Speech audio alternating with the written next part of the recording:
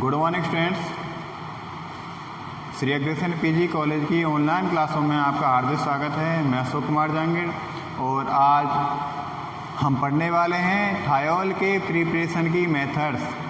तो थायोल के प्रिपरेशन का नॉमेनक्लेचर हमने कल की क्लास में देखा था और उसमें हमने बात की थी IUPAC नॉमेनक्लेचर की और जनरल नॉमेनक्लेचर की, और उसमें हमने पहली प्रिपरेशन मेथड भी देख ली थी पोटेशियम हाइड्रोजन सल्फाइड के साथ अभिक्रिया द्वारा। और अब हम इसी क्रम को आगे बढ़ाते देख रहे हैं प्रिपरेशन मेथड्स ऑफ थायोल, मतलब RSH बनाने की विधियाँ। Preparation methods of RSH। तो कल हम बात कर रहे थे एल्किल हैलाइड और पोटेशियम हाइड्रोजन सल्फाइड से थायोल का निर्माण। इसी क्रम में हम देख लेते हैं पोटेशियम एथिल सल्फेट।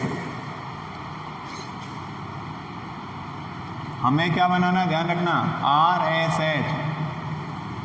तो पोटेशियम एथिल सल्फेट की अभिक्रिया किस साथ करवाएंगे हम, देखो C2H5। तो और एक R तो अपने पास है ही है, और हमें कौन चाहिए, SO4।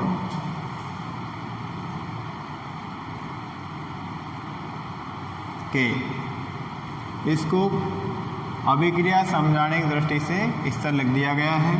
पोटेशियम एथिल सल्फेट की अभिक्रिया किस साथ करवा रहे हैं, KSH, पोटेशियम हाइड्रोजन सल्फाइड के साथ करवा रहे हैं। अब गौर करना, अब इसमें हमें कौन सी चीज़ प्राप्त करनी है, हमें क्या प्राप्त करना है, हमें जो प्राप्त करना है SH हमें इधर से मिल जाएगा और एल्किल इधर से मिल जाएगा, और यहाँ पर क्या हो जाएगा,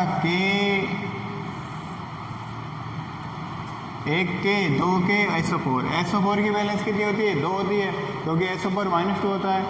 तो SO4 के कितने बॉन्ड ब्रेक हो जाएंगे, एक बॉन्ड इधर से ब्रेक हो रहा है, तो इधर वाला बॉन्ड किसके साथ बनेगा, K के साथ। तो हम इसको लिख देते हैं K2SO4, पोटेशियम सल्फेट यहाँ से रिलीज हो जाएगा। पोटेशियम सल्फेट चला गया, अब कौन बचा इसमें, C2H5SH। C2H5SH मतलब एथेन थायोल। कौन बना, एथेन थायोल। क्लियर हुई बात। तो कल की एक मेथड थी हमारी पोटेशियम हाइड्रोजन सल्फाइड से थायोल का निर्माण। अब दूसरी देखते हैं एल्कोहल से। Second method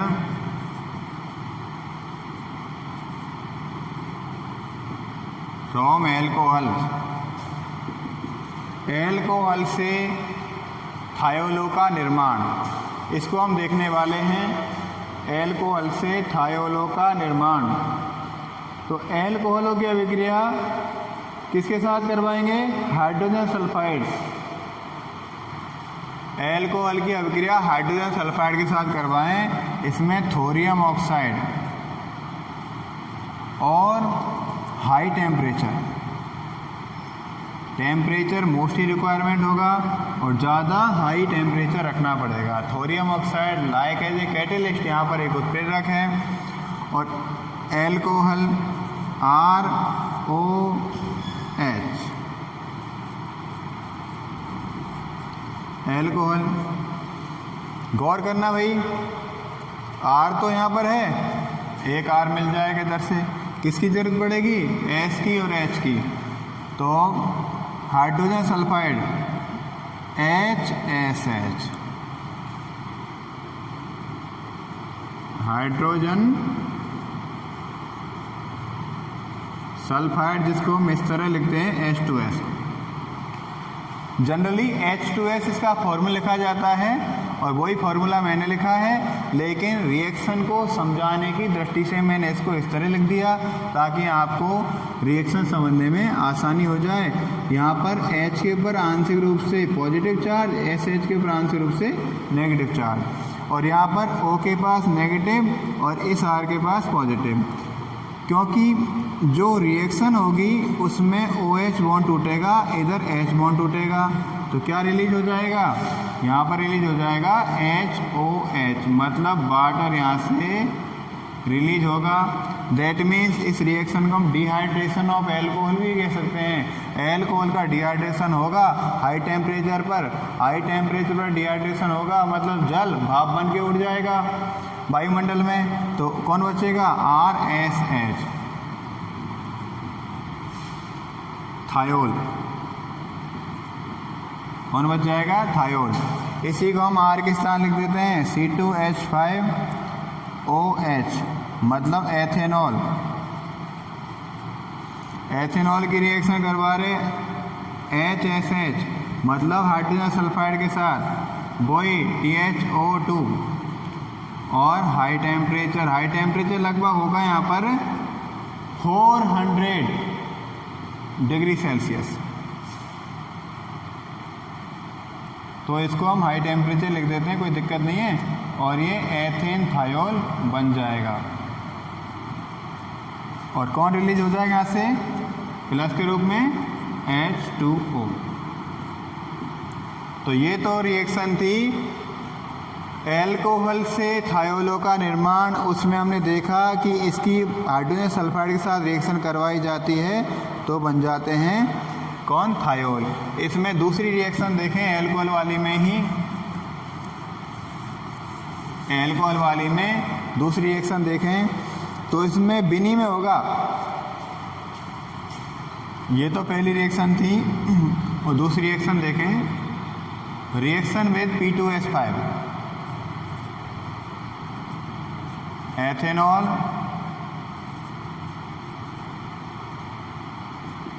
reaction with P2S5, मतलब फास्फोरस पेंटासल्फाइड। फास्फोरस पेंटासल्फाइड के साथ रिएक्शन करवाई जाएगी, तो इसके लिए ज़्यादा टेम्परेचर नहीं देना पड़ेगा, लेकिन टेम्परेचर तो देना ही पड़ेगा। अब इसमें देखना कौन कौन चीज़ हमें अवेलेबल हैं, उनका हम आकलन कर लेते हैं। C2H5 अवेलेबल है, ये तो हमें रखना ही है। S भी हमें रखना है, चलो इसको, और SH भी रख लिया मैंने। चलो S कहाँ से मिला, पेंटासल्फाइड से, और H कहाँ से मिला, एथेनॉल का H यहाँ पर रहा। तो कुल मिलाकर आप गौर करना, ऑक्सीजन और सल्फर, ऑक्सीजन एंड सल्फर, तो किसका होगा, O का प्रतिस्थापन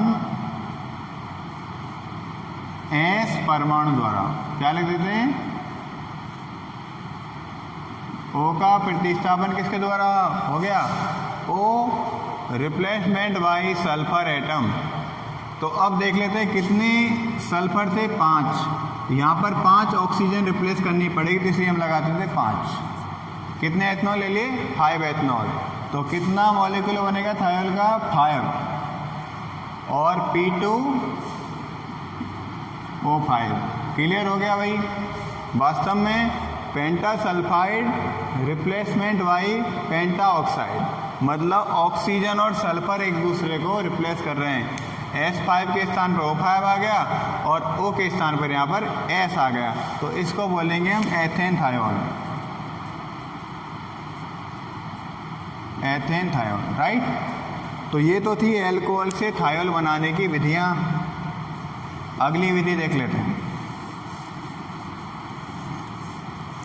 अगली विधि, next method to prepare for thiol, इसमें देख लेते हैं एल्कीन के साथ, from alkene.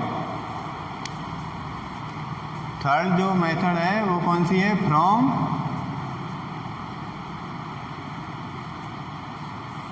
Alkene. From alkene देख लेते हैं, 1 2 3, CH3 CH और CH2, और ये है एक प्रोपीन। और कैसी एल्कीन है,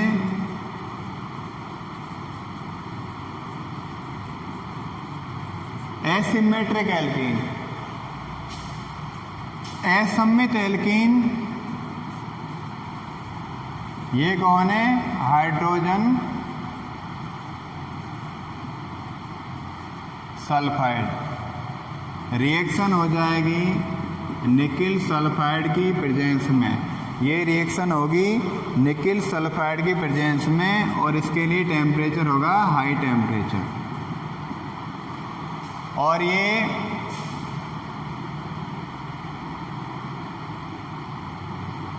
एंटी मार्कोनिकॉफ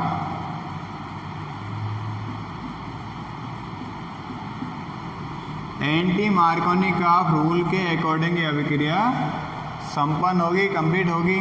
मार्कोनिकॉफ क्या कहता है? मार्कोनिकॉफ रूल ये कहता है जब किसी असममित एल्कीन पर विद्युत धनी व विद्युत ऋणी का योग होता है तो विद्युत धनी परमाणु उस डबल बॉन्डेड कार्बन के साथ जुड़ता है जहाँ पर हाइड्रोजन की संख्या ज़्यादा हो, और विद्युत ऋणी परमाणु उस द्विबंधित कार्बन के साथ जुड़ता है जहाँ पर हाइड्रोजन की संख्या कम हो। अब गौर करना, यहाँ पर जो रिएक्शन होगी वो एंटी मार्कोनिकॉफ होगी। एंटी मार्कोनिकॉफ रूल के अकॉर्डिंग क्यों होगी? क्योंकि ये रिएक्शन फ्री रेडिकल के अकॉर्डिंग होगी, मुक्त मूलक अभिक्रिया होगी, और मुक्त मूलक अभिक्रिया always completed by anti Markovnikov rule. तो यहाँ पर H के पास पॉजिटिव है आंशिक और SH पर नेगेटिव हो जाएगा। ध्यान देना, यहाँ पर एक पाई बॉन्ड है और हम इससे भी जानते हैं ये एडिशन रिएक्शन होगी, क्योंकि एडिशन रिएक्शन में एक पाई बॉन्ड टूटता है तो दो नए सिग्मा बॉन्ड बनते हैं। तो अब देख लेते हैं, CH3CH और CH2 योग, इसमें योग हो रहा है, हटेगा कोई नहीं, इसमें जुड़ते चले जाएंगे। अब देखना भाई, एक पाई बॉन्ड टूट गया, एक सिग्मा बॉन्ड ये बना दिया मैंने और एक सिग्मा बॉन्ड ये बना दी। क्यों जरूरत पड़ी वे बनाने की? क्यों जरूरत पड़ी? क्योंकि कार्बन की वैलेंसी होती है 4 और कार्बन की वैलेंसी यहाँ पर घटकर 3 रह गई, तो 3 रह गई तो एक इस सिग्मा बॉन्ड द्वारा, एक इस सिग्मा बॉन्ड द्वारा। क्यों? अभिक्रिया भाई कहती है खून का बदला खून, हमारे पुराने बंध जितने टूटे उतने बंध हमें नए बनाने पड़ते हैं, ये अभिक्रिया का रूल है। तो यहाँ पर एक बॉन्ड टूटा, अब एंटी मार्कोनिकॉफ के अकॉर्डिंग होगी तो हाइड्रोजन जुड़ जाएगी यहाँ पर कम वाले पर और ऐसे जुड़ जाएगा ज़्यादा वाले पर। कुल मिलाकर इसे हम लिख सकते हैं, तो नए सिग्मा बॉन्ड एक ये बना और एक ये बना, एक पाई बॉन्ड टूटता है, दो नए सिग्मा बॉन्ड बनते हैं, तो क्या बन जाएगा? इसको हम इस तरह लिख लेते हैं, थोड़ा क्लियर कर लेते हैं। CH3 CH2 CH2SH, क्या नाम हो जाएगा? Propane thiol. कौन बन जाएगा? प्रोपेन थायोल बनेगा। और ये रिएक्शन बिल्कुल एंटी मार्कोनिकॉफ के अकॉर्डिंग हो रही है और निकिल सल्फाइड एक उत्प्रेरक है, कैटेलिस्ट है, और हाई टेम्परेचर यहाँ पर होना चाहिए। ठीक है, अगली रिएक्शन हम देखते हैं। अगली रिएक्शन है थायोएल्डिहाइड द्वारा, from thioaldehyde. Next reaction to prepare thiol from thioaldehyde. ध्यान देना, थायोएल्डिहाइड एल्डिहाइड ही है, वास्तव में एल्डिहाइड ही है, लेकिन यहाँ पर एल्डिहाइड के ऑक्सीजन को रिप्लेस किसने कर दिया? सल्फर ने, इसलिए इसका नाम थायोएल्डिहाइड कर दिया। अब CH3 C double bond OH, ये तो एल्डिहाइड था हमारा, लेकिन ऑक्सीजन रिप्लेस्ड बाय सल्फर, तो इसलिए हो गया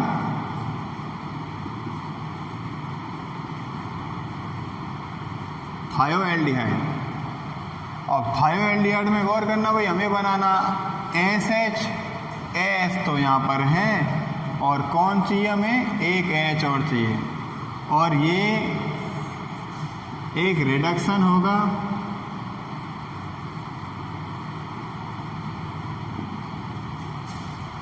कौन सी रिएक्शन है? अगली रिएक्शन है फ्रॉम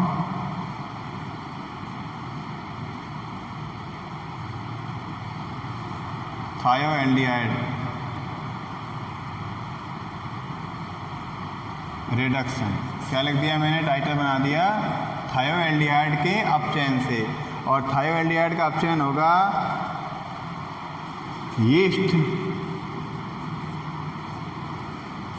ईस्ट द्वारा थायोएल्डिहाइड का अपचयन हो जाएगा। अपचयन बोले तो क्या होता है, अपचयन का अर्थ होता है या तो हाइड्रोजन जुड़ जाए, नंबर 1 पॉइंट, या ऑक्सीजन निकल जाए तो अपचयन हो जाएगा। तो यहाँ पर हमें दो ही डेफिनेशन की जरूरत पड़ेगी, या तो हाइड्रोजन जुड़े या O निकले। तो यहाँ पर O तो है नहीं है, तो क्या करना पड़ेगा, H जोड़ना पड़ेगा। तो H कितने जोड़ने पड़ेंगे वो देखते हैं, कितने जोड़ने पड़ेंगे, CH3 CH और S। एक पाई बॉन्ड है भाई, एक पाई बॉन्ड टूटेगा, दो नए सिग्मा बॉन्ड बनेंगे। इसका अर्थ है एक H यहाँ पर जुड़ना चाहिए और एक H यहाँ पर जुड़ना चाहिए। कितने हुए H, एक सिग्मा बॉन्ड नया ये और एक सिग्मा बॉन्ड नया ये, तो हम कह सकते हैं 2H। कितने हाइड्रोजन चाहिए यहाँ पर, 2 हाइड्रोजन चाहिए। तो वास्तव में 2 हाइड्रोजन जुड़े, H का जुड़ना क्या कहलाता है, अपचयन कहलाता है। तो ये क्या हो जाएगा, CH3 CH2SH, मतलब एथेन थायोल। वास्तव में ही ईस्ट के द्वारा यदि थायोल का अपचयन करवाया जाए, ईस्ट के द्वारा थायोएल्डिहाइड का अपचयन करवाया जाता है तो थायोल का निर्माण होता है। ये बात क्लियर हुई है आपकी। इसमें गौर करने वाली बात है, एक पाई बॉन्ड टूटता है, दो नए सिग्मा बॉन्ड बनते हैं, दो नए सिग्मा बॉन्ड, एक हाइड्रोजन ये जोड़ा, एक हाइड्रोजन ये जोड़ा, टोटल करके कुल कितने हाइड्रोजन जुड़े, 2 हाइड्रोजन जुड़े। दैट मीन्स रिडक्शन यहाँ पर, अपचयन यहाँ पर हुआ है। अगली हम अभिक्रिया की बात करते हैं। अगली अभिक्रिया डाइसल्फाइड से, डाइसल्फाइड, और ये भी एक अपचयन अभिक्रिया है। फ्रॉम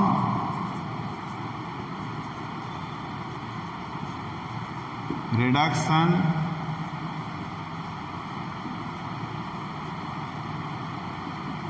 ऑफ डाइसल्फाइड, डाइसल्फाइड के अपचयन से। और यहाँ पर जो अपचयन होगा जिंक और HCl की उपस्थिति में होगा। अपचायक जो उत्प्रेरक है कौन से हैं, Zn+HCl, और रिडक्शन लिख देता हूँ मैं यहाँ पर। चलो, disulphide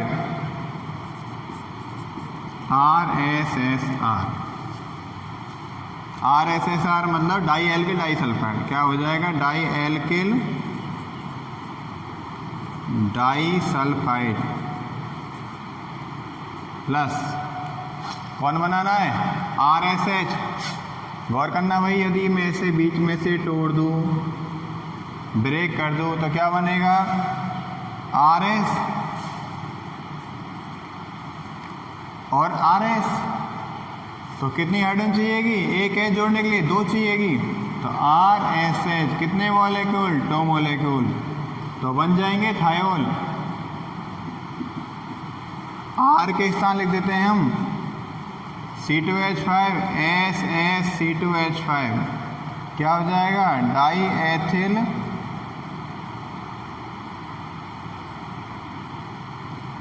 disulphide plus 2H, as it is लिख देंगे Zn+HCl, रिडक्शन और 2C2H5SH, मतलब एथेन थायोल। ये तो थी आपकी थायोल बनाने की कुछ विधियाँ, इम्पोर्टेंट विधियाँ थी, और आप इनको बहुत अच्छे ढंग से क्लियर करेंगे। थोड़ा बहुत आप रफ वर्क कर लेंगे, एक्सरसाइज कर लेंगे, तो आपको ये और भी ज़्यादा क्लियर हो जाएंगी। मैंने इसको समझाने का प्रयास तो किया है, लेकिन लाजमी कुछ गलती होना स्वाभाविक है, और आप घर पर अच्छे ढंग से पढ़ते रहें। बिकॉज आपकी 3rd ईयर की एग्ज़ाम है, 3rd ईयर की क्लास है, आपकी परसेंटेज टॉप करने के लिए लास्ट ईयर है, ताकि आप BSc टॉप कर सकें। क्योंकि 2nd ईयर में तो आपका टॉप और बिना टॉप का कोई मतलब नहीं निकला, वैसे ही प्रमोट हो गए आप।